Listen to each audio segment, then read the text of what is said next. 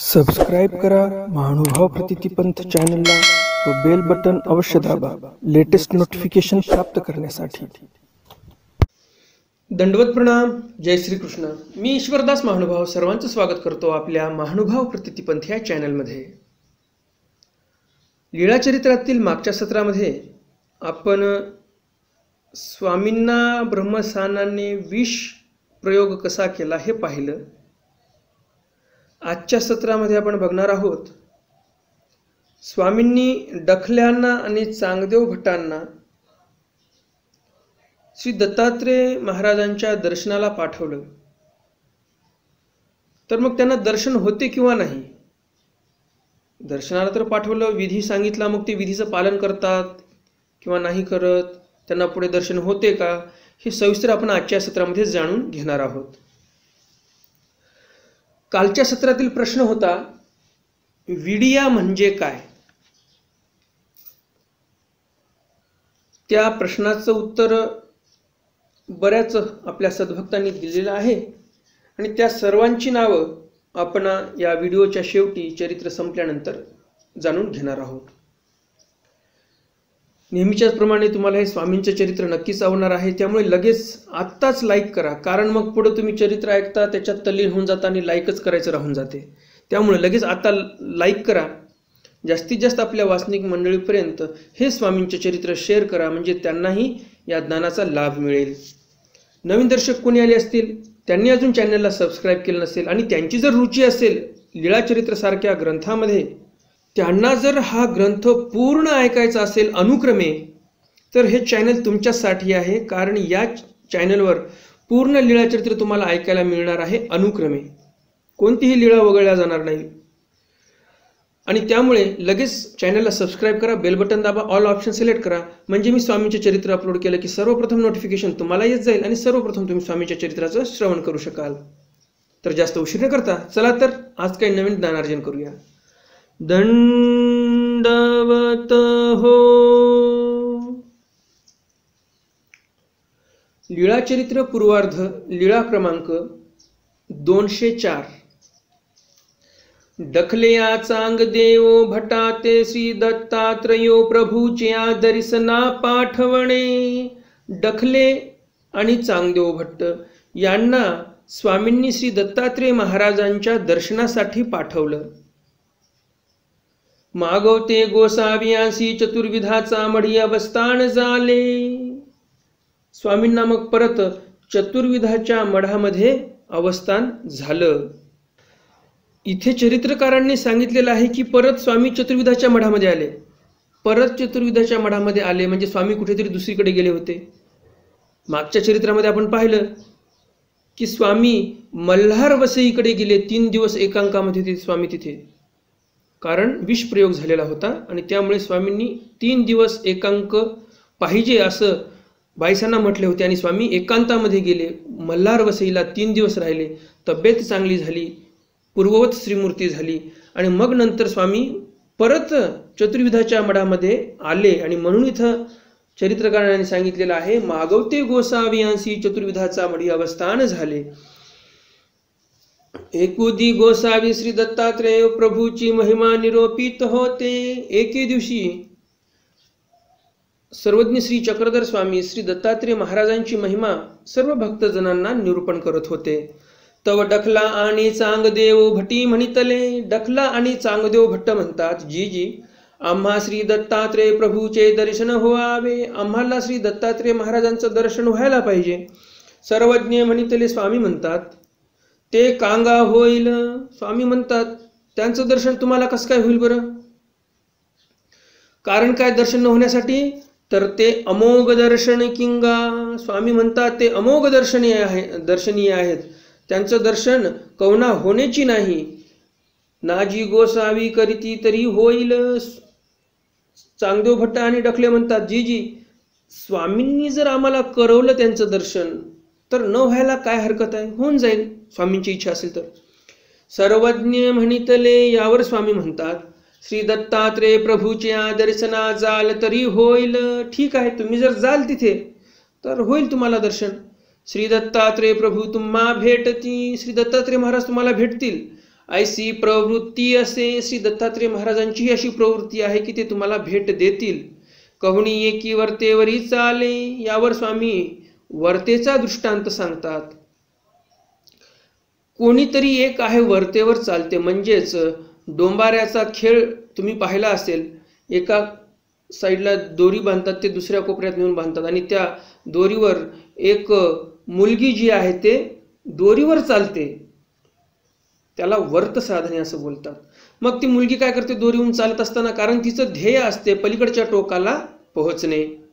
आणि मग ती काय करते, ते डावियाकडे न पाहे उजवियाकडे न पाहे आपण्याकडे न पाहे. ती डावीकडे पाहत नाही, उजवीकडे पाहत नाही आणि स्वतःकडेही पाहत नाही. सभेकडे न पाहे, तिथे जे लोक जमलेली आहेत तिचा खेळ पाहण्यासाठी, त्यांच्याकडेही ही वर्त साधणारी मुलगी पाहत नाही. ऐसी ते एले सेवटुनी पैल सेवटा जाये. अशा प्रकारे ती मुलगी अलीकडच्या टोकावरनं पलीकडच्या टोकावर जाते. मग ती एसी वर्त साधे, आणि मग तिला ते वर्त साधते, म्हणजे व्यवस्थित पलीकडच्या टोकापर्यंत जाते, खाली पडत नाही, हातपाय म्हणून घेत नाही.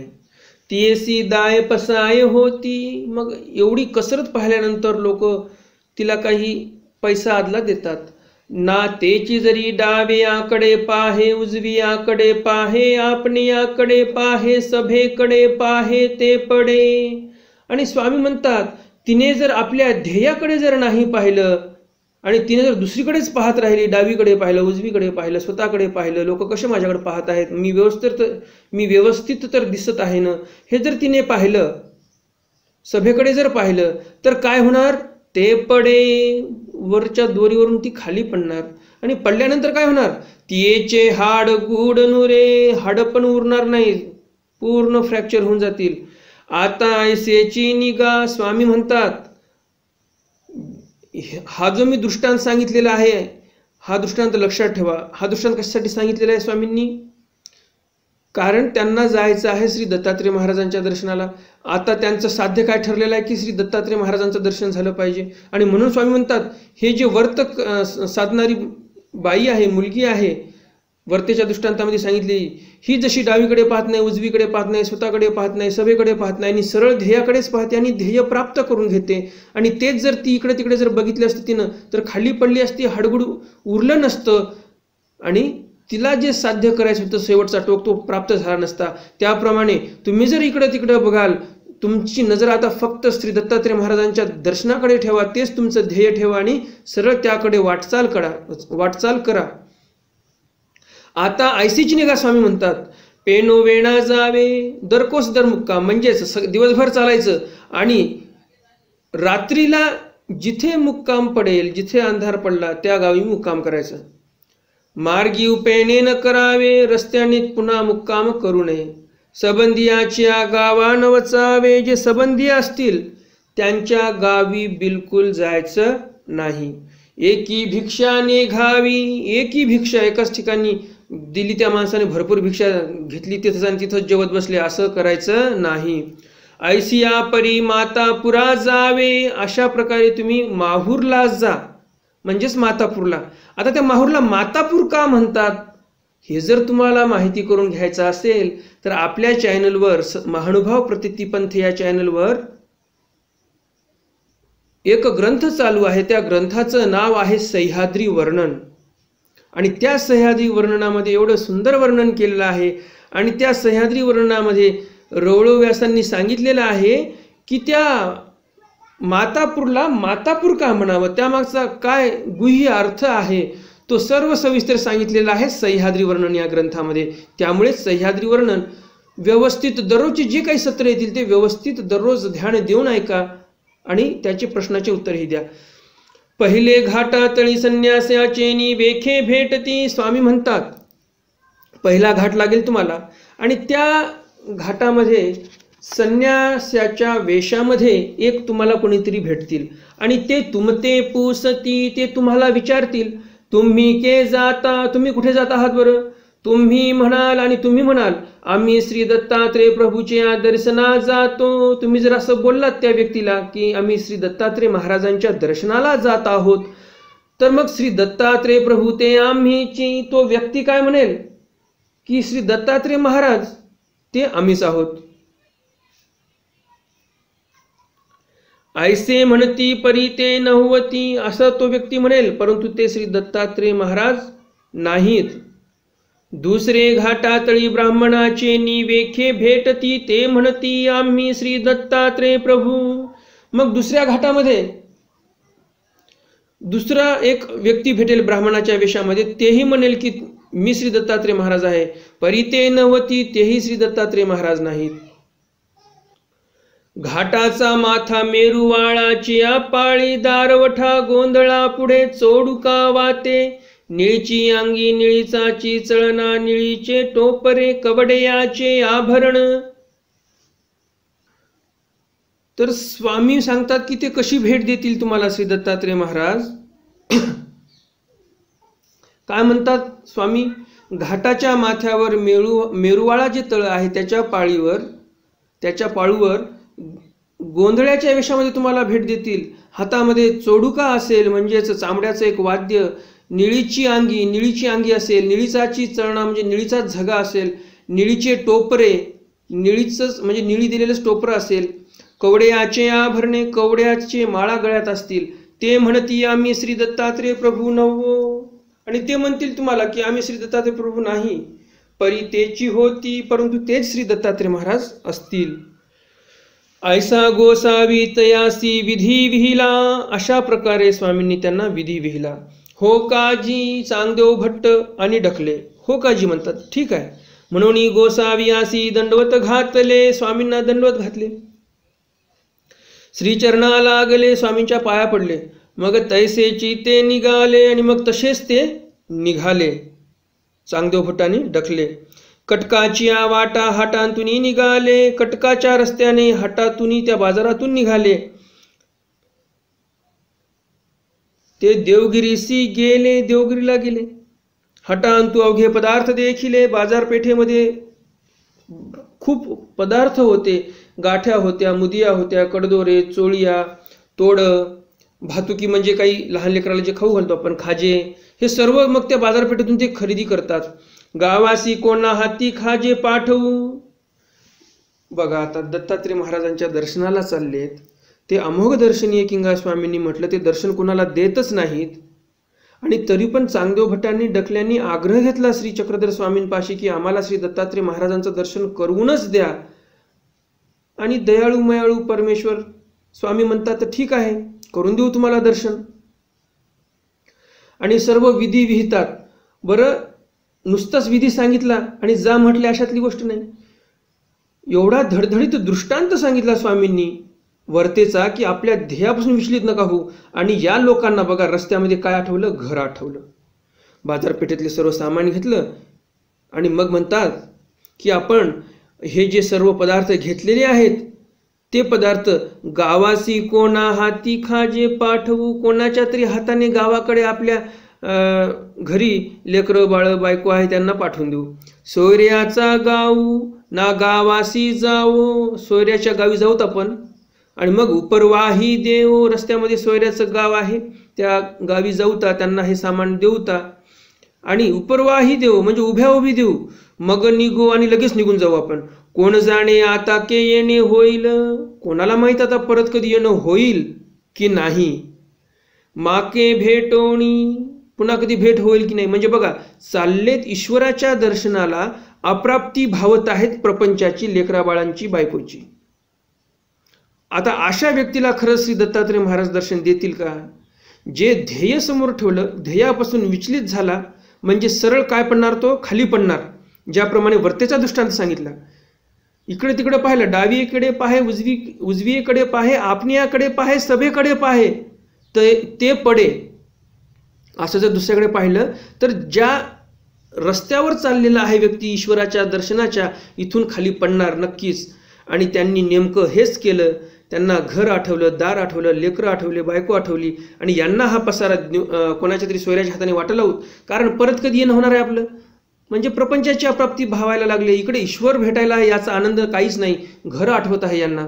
मग अशा व्यक्तीला श्री दत्तात्रेय महाराज खरंच दर्शन देतील का बरं. नाही देणार. तर अशा प्रकारे मग ते काय करतात, तरी लेंकरुवासी खाजे पाठू म्हणून सोयऱ्याच्या गाऊ वाटेसी होता डाऊवाडी येसी गेले.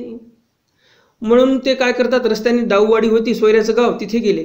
ते उपरवाये भेटले, उभ्या उभी भेटले. धरा हो हे खाजे आमच्या घरी द्या, हे घ्या आमच्या घरी नेऊन द्या. तो तेही म्हणते तुम्हीची का साऊ मी न्या. सोयरे म्हणतात या ना जरा जवळ तर या, काय सोयरे माणसं तुम्ही दुरून दुरूनच आमच्या पळून चालले, या जरा जवळ आमच्या. ना आम्हासी गोसावी विधी विहिला असे.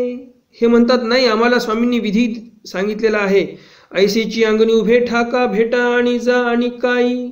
मग ते सोयरे म्हणतात अहो कमीत कमी घराच्या आत तर शिरा, अंगणामध्ये उभं राहा, भेटा आम्हाला, बोला आणि मग जा, आम्ही तुम्हाला थोडी थांबून घेणार आहे. उभे ठाकले भेटले, मग ते घरामध्ये पोहोचले, अंगणामध्ये उभे राहिले आणि एकमेकांना भेटी झाली. भेटल्यानंतर मग सोयरे काय म्हणतात, बैसा बैसा म्हणून हाती धरुणी बाजेवरी बैसविले. सोयऱ्यांनी आग्रहाने हाताला धरून बाजेवर बसवलं. पाय धुतले, पाय धुतले. आता जेवा मग जा, आता आलेलेच आहात तुम्ही, बसलातच आमच्या घरात येऊन, तर आता जेवणच करा आणि मग जा. मग पाणी ठेविले. बघा आता काय केलं, पाणी ठेवलं गरम. उटिले म्हणजे छानपैकी उठणं लावून अंगाची मालिश केली. नहानिले आंघोळ घातली. जेविले जेवण केलं पोटभर. तव विळू जाला, झाली संध्याकाळ. तिथंच दत्तात्रेय महाराज पण राहिले माहूरला. ना त्यांचं दर्शन ना कोणता विधी पाळला यांनी, काहीच नाही. मग राहिला मुक्काम केला. बघा किती सुवर्ण संधी आली होती श्री दत्तात्रेय महाराजांचं दर्शन घेण्यासाठी यांना.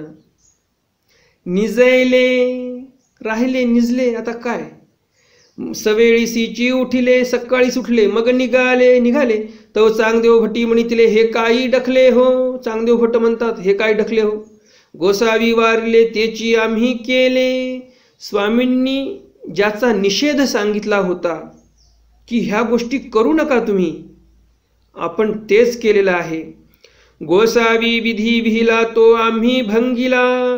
स्वामींनी जो विधी विहिला होता तो विधी आम्ही भंग केलेला आहे. आता काही दर्शन होईल. आता काय दर्शन होणार आहे बरं आपल्याला. आता काही गोसावी आम्हा भेटी देत असती. आता काय श्री दत्तात्रेय महाराज आम्हाला भेट देणार आहेत का. आपण वचनभंग केलेला आहे, त्यामुळे आता आपल्याला दत्तात्रेय महाराज दर्शन देणार नाहीत. आता जाऊन काय करू. आता जाऊन काय करणार आहोत आपण. आता चाला मागवते. आता चला परत. मग ते मागवते गोसावियांच्या दर्शनासी आले. आणि मग परत ते स्वामींच्या दर्शनाला आले. आणि म्हणून स्वामी म्हणले होते श्री दत्तात्रेय महाराज ते तुम्हाला कशाला दर्शन देतील बरं. यांनी आग्रह केला म्हणून स्वामी म्हणले ठीक आहे तुम्हाला दर्शन भेटेल, पण तुम्ही आग्रह करता एवढी तुमची इच्छा आहे, जा तुम्ही, आम्ही विधी सांगितला तो विधी आचरा, तुम्हाला दर्शन मिळेल. कारण कसं असते, कोणती गोष्ट फुकटात भेटली त्याचं काही महत्व नसते. जर तुम्हाला रस्त्याने 2000ची नोट पडलेली सापडली तर ती नोट जर तुम्ही उचलली तर मी सांगतो तुम्हाला सकाळी नोट सापडली तर संध्याकाळपर्यंत ती नोट संपून जाईल तुमची, कारण आयतं भेटलेलं आहे ना ते, त्याचं महत्व नाही. पण तीच नोट जर 500 रुपये रोजाप्रमाणे तुम्ही 4 दिवस कोणाच्या घरी जाऊन राब शेतामध्ये राबलात आणि मग 2000 रुपये जर कमवले तुम्ही, तर त्या 2000चा तुम्ही महिन्याभराचा किराणा सामान आणणार आणि महिनाभर ती 2000ची नोट तुम्ही चालवणार. मेहनतीचं फळ जे भेटते ते माणूस फार गोडीनं खाते आणि त्याचं खूप मोल असते, आणि फुकटात भेटले त्याला काही मोल नसते. त्याप्रमाणे इथं झालं यांचं. यांना फुकटात दर्शन भेटावं असं वाटत होतं, आणि असं फुकटात दर्शन जर भेटलं तर यांना काही महत्व राहणार नाही. आणि म्हणून स्वामींनी त्यांना विधी विहिला, किमान एवढा विधी करा म्हणजे काहीतरी तुम्हाला पण वाटेल, काहीतरी चीज झालं तुमच्या श्रमाचं. तुमचे जे विधी आचरण करताना जे शारीरिक श्रम झाले, तुम्हालाही वाटलं की आपण काहीतरी केलं आणि काहीतरी प्राप्त झालं आपल्याला. तुम्हाला त्या श्री दत्तात्रेय महाराजांच्या दर्शनाची खूप गोडी वाटेल जर तुम्ही मेहनत करून तिथपर्यंत पोहोचलात तर. हा दृष्टिकोन स्वामींचा होता. परंतु झालं असं की यांना काहीच करता नाही आलं. स्वामींचा दृष्टिकोन पूर्णपणे यांनी फेल करून टाकला. म्हणजे स्वामीच्या म्हणण्याप्रमाणे त्यांनी आचार केला नाही, विधी आचरण केले नाही आणि दत्तात्रेय महाराजांचं दर्शनही त्यांना झालं नाही. मग तेही अवघी व्यवस्था सांगितली आणि मग त्यांनी सर्व व्यवस्था स्वामींजवळ आल्यानंतर सांगितली. मग सर्वज्ञ म्हणितले. स्वामी म्हणतात, श्री दत्तात्रेय प्रभूचे दर्शन ते अमोघ किंगा ते तुम्हासी कांगा होईल, ऐसे कांगा घडेल. स्वामी म्हणतात श्री दत्तात्रेय महाराजांचं दर्शन ते अमोघ आहे, ते दर्शन तुम्हाला कसं काय होईल बरं? एवढा सोपा विधी सांगितला तेही तुम्हाला करता नाही आला, म्हणजे तुमची एवढी योग्यताच नाही की श्री दत्तात्रेय महाराजांचं तुम्हाला साक्षात दर्शन व्हावं. ऐसे कांगा घडेल. असं जर तुम्ही जातो म्हणले, नाही आता मोकळंच जायचं आपलं मस्तपैकी, कोणता विधी नाही, कोणता नियम नाही, कोणतं बंधन नाही, उगाच फिरत फिरत जातो म्हणले तुम्हाला दर्शन होईल, असं कसं काय होऊ शकते? नाही, तुम्हाला त्यासाठी कडक व्रत घ्यावं लागेल, कडक काही नियम घ्यावे लागतील. हे जे स्वामी सांगत आहे ना ते आपल्यालाही लागू आहे. काहीतरी स्वतःला कशामध्ये तरी बांधून घ्या तुम्ही. मोकळा देवधर्म करतो म्हणलं तर कसं होणार? देव तो अंतर्गाम्य किंगा. अहो, हे वाक्य बरोबर आहे, पण कोणासाठी आहे? जे मीराबाई सारखे होते, जे लक्ष्मींद्र भट्टासारखे होते, ते अंतर्गामी होते. त्यांच्यासाठी 24 तास त्यांना देवाशिवाय काही आठवतच नव्हतं. परंतु तुम्हाला असं होऊ शकते का? असे कोणाचेही वचन कोणावर लावून तुम्ही धर्मापासून दूर जात आहात. देव तो अंतर्गामी की इकडे देवाची आरती चालून इकडे माणूस बसलाय खुर्चीवर मस्तपैकी, काही नाही आम्ही खुर्चीवर बसून देव आठवतो, असं चालेल का बरं? नाही चालणार. आणि त्यामुळं ज्यावेळेस आपल्याला आता सध्याच्या परिस्थितीमध्ये देवधर्म करायचा आहे, तुम्ही जर तुमचा प्रपंच चालवण्यासाठी जॉबवर व्यवस्थित वेळच्या वेळेला जात आहात, 10 वाजता तुमचं थंब इम्प्रेशन पडलं पाहिजे म्हणजे पडलंच पाहिजे, तिथं नियम आहेत, तर तुम्ही सांगा, प्रपंच धकवण्यासाठी, हे नाशवंत शरीराच्या सगळे चोचले पुरवण्यासाठी जर तुम्हाला एवढं टाइम टू टाइम वागावं लागते, तर ईश्वर प्राप्त करून घेण्यासाठी तुम्ही काहीतरी विधीमध्ये, काहीतरी नियमामध्ये बांधून घेतलं नाही पाहिजे का स्वतःला? इथे स्वामी इथं काय सांगत आहेत? नियमाला बांधून घेतलं पाहिजे असं म्हणत आहेत की नाही? काय सांगितलं नियम? दिवसभर चालायचं, जे मध्ये गाव लागेल तिथे मुक्काम करायचा, रस्त्याने कुठं भिक्षा मागायची, खायचं, आणि एका गावी मुक्काम केल्यानंतर दुसरा मुक्काम तिथे करायचा नाही, सरळ दुसऱ्या दिवशी पुढच्या गावाला निघायचं, दिवसभर चालायचं. हे सगळं व्यवस्थित विधी सांगितला.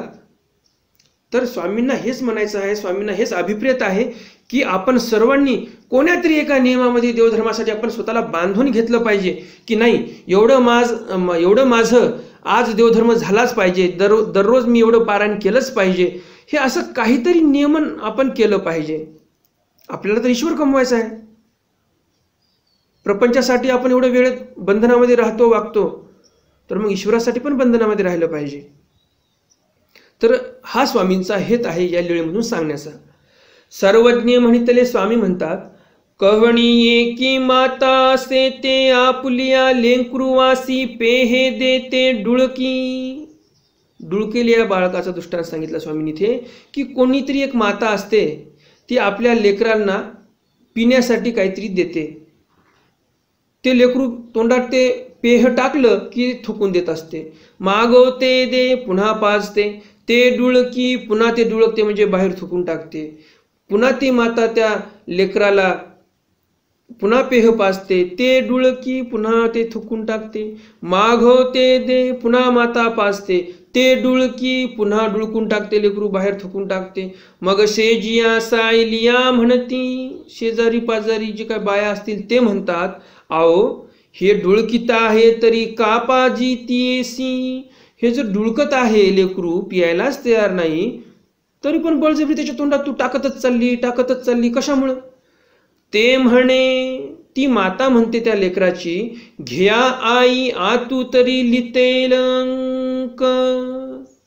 ती माता म्हणते, आई डुळकत आहे हे नक्की आहे, परंतु तोंडात टाकल्यानंतर काहीतरी अंश घशात जाईल, काहीतरी घसा ओला होईल, काहीतरी थोडंसं मध्ये पोटात उतरेल ना. निव्वळच ते पित नाही म्हणून बाजूला ठेवून देण्यापेक्षा त्याला काहीतरी देत राहिलं म्हणजे, तोंडातून जरी थुकून दिलं त्यानं, काहीतरी कण दोन कण थोडंसं उतरेल ना खाली. तर इथे माता म्हणते की काहीतरी पोटात जाईल, काहीतरी त्याचा फायदा होईल. त्याप्रमाणे इथं परमेश्वर आपल्याला देण्याचा प्रयत्न करतच असतात.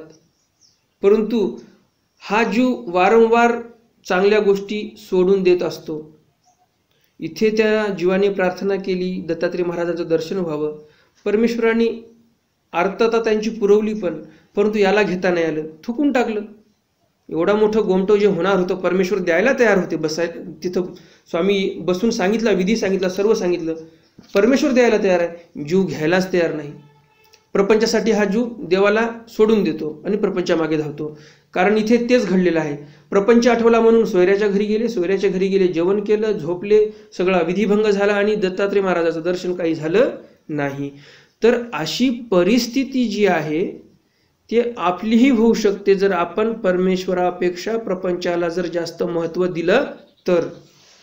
आणि जर आपल्याला असं व्हायचं नसेल यांच्यासारखं, तर आपल्याला जी प्राथमिकता आहे, जे प्रायोरिटी आहे ते परमेश्वराला दिली पाहिजे. परमेश्वराच्या आराधनेला आपण वेळ दिला पाहिजे. तर आजचे सत्र आपलं इथे संपलेलं आहे.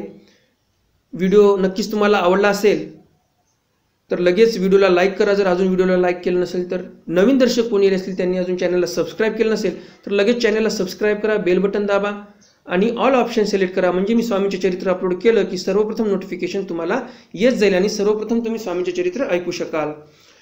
कालच्या सत्रातील प्रश्न होता विडिया म्हणजे काय. तर या प्रश्नाचं उत्तर होतं विडिया म्हणजे एका पानाचे 2 किंवा 3 तुकडे करून स्वामींना तांबूळ दिलं तर त्याला विडिया असं बोलतात, छोटे छोटे तयार करून दिल्या म्हणून. हे सर्व बरोबर उत्तर आहे.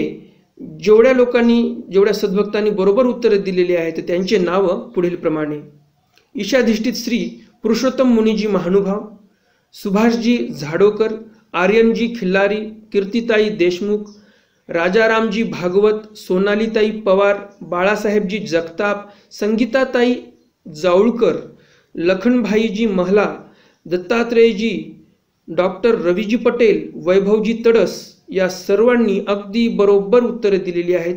तुमचं खूप खूप अभिनंदन. तुम्हाला व्यवस्थित स्वामींचे चरित्र तर समजतच आहेत आणि प्रश्नांचीही उत्तरं तुम्हाला चांगल्या प्रकारे देता येत आहेत. तर आजचं सत्र आपलं इथेच संपलेलं आहे. भेटूया उद्याच्या सत्रामध्ये स्वामींच्या एका नवीन चरित्रासह. तोपर्यंत दंडोत प्रणाम. जय श्री कृष्ण. दंडवत हो